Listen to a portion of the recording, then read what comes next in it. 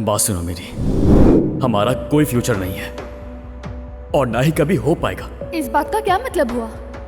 सारी बात वाज़ेह है। बिल्कुल भी नहीं। हम कल अपने फ्यूचर के बारे में बात कर रहे थे, आज ऐसा क्या हो गया कि नौबत यहाँ तक आ गई?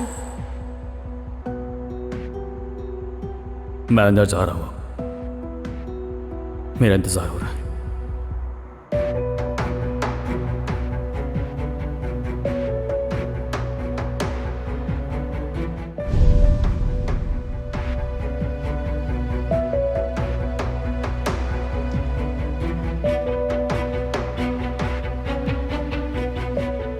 जरूर उसके दिल में कोई बात है।